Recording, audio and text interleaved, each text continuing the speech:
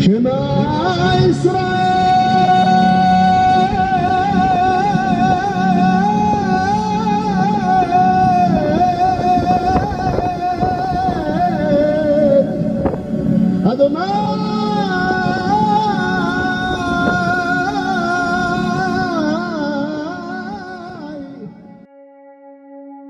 نے یہود پر شدید ظلم و ستم کے بعد ایک بار پھر ملک بدر کر دیا اور ان کے یروشلم میں داخلے پر بھی پابندی عائد کر دی گئی، یہاں تک کہ اس علاقے کا نام جو فارسیوں کے زیر نگین صوبہ یہودی تھا بدل کر فلسطین رکھ دیا گیا۔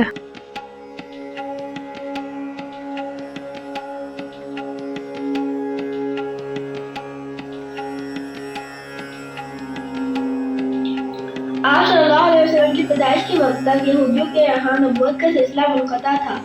ان کے آخری پیغمبر جن کا نام ملکیہ تھا، ان کو گزرے تقریباً 1000 سال ہو گیا تھا۔ یہ وہ وقت تھا جب یہود پوری دنیا میں پھیلے ہوئے تھے اور ان کی یروشلم میں داخلے پر پابندی عائد تھی۔ یہود یہ سمجھتے تھے کہ نبوت کا سلسلہ صرف اس وقت دوبارہ شروع ہوگا جب بنی اسرائیل واپس یروشلم لوٹیں گے۔ گو کہ اسلام کے ابتدائی زمانے میں پیغمبر اسلام حضرت محمد صلی اللہ علیہ وآلہ وسلم نے اپنے مدینے میں قیام کے دوران یہود کے خلاف جنگیں کی اور ان پر جزیہ لگایا، یہاں تک کہ انہیں ان کے علاقوں سے نکال دیا۔ لیکن مسلم فتوحات کے بعد 90% یہودی اسلامی ریاست کے زیر نگین آ گئے۔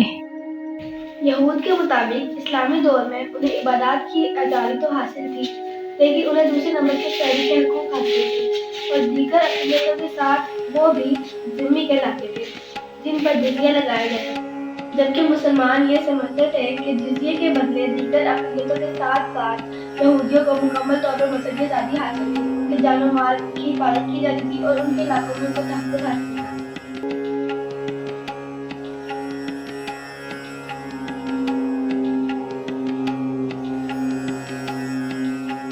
مسلمان حکمرانوں نے یروشلم میں معبد کے احاطے پر ایک گنبد تعمیر کیا اور اسے تینوں ابراہیمی مذاہب عیسائیت، یہودیت اور اسلام کے ماننے والوں کے لیے مقدس مقام قرار دیا۔ عیسائیوں میں یہود کی نفرت کم کرنے میں مدد فراہم کی، جس کے نتیجے میں یہود پورے یورپ میں پھیل گئے۔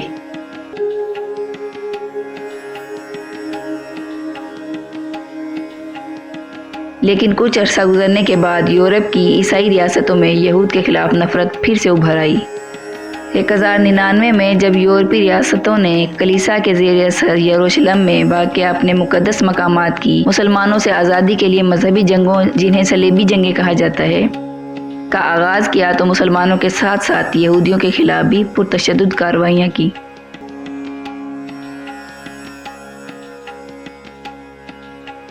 شروع میں عیسائیوں نے اس علاقے کو فتح کر لیا، لیکن بالآخر سلجوقی ترکوں نے عیسائیوں کو یروشلم سے مار بھگایا۔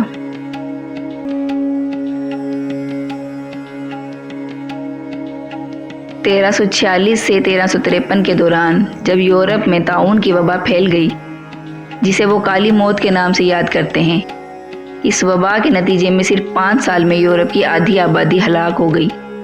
اس وبا کا ذمہ دار بھی یہود کو ٹھہرایا گیا۔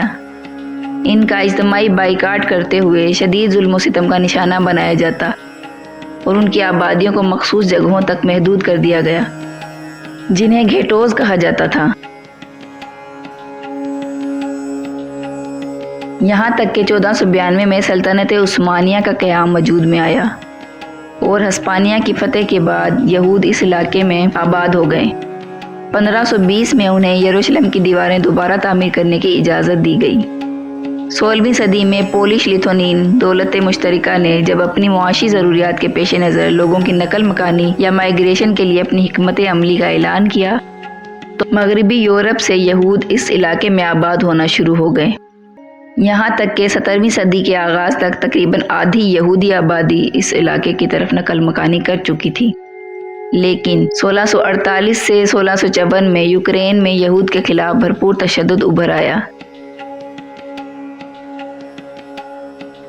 جس کے نتیجے میں کہا جاتا ہے کہ 1 سے 3 لاکھ یہودی لقمہ اجل بن گئے۔ 18ویں صدی کے آخر تک پولش لیتھونین دولت مشترکہ ختم ہو گئی اور زیادہ تر حصے پر روس نے قبضہ کر لیا، جس کے نتیجے میں یہودی آبادی 2 حصوں میں تقسیم ہو گئی۔ रूसी यहूद को पसंद नहीं करते थे, जिसके नतीजे में यहूद यूएसए और मगरबी यूरोप की तरफ नकल मकानी करने लगे, जहां उनकी हालत ज़ार बेहतर होने लगी। 1897 में ज़ायनिस्ट कांग्रेस का क़याम हुआ, जिसने मुतालबा किया कि यहूद के लिए एक कानून के मुताबिक वतन बनाया जाए जहां वो मजहबी आज़ादी के साथ ज़िंदगी गुजार सकें।